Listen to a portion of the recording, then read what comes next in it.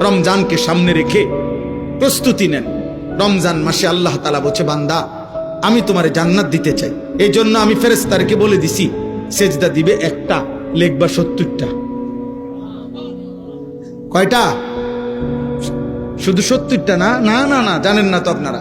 হাদিসের মধ্যে আছে, নবীজি সাল্লাল্লাহু আলাইহি সাল্লাম বলছেন, এই ফেরেশতা রমজান মাসের নেক আমলে 70 লেখবার আগে আবার জিগা আল্লাহরে 70 লিখতাম নি।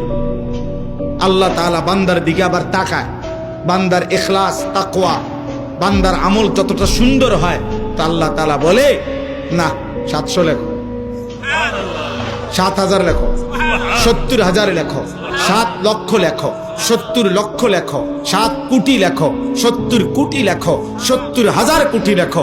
খোদার কসম, কারো কারো বেলায় মহান আল্লাহ বলে, ফেরেশতা আমার বান্দার এই সেজদার বিনিময় তুমি লেখো না, আমি লিখবো, আমি লিখবো। এর নাম রমজান। এর নাম কি? রমজান।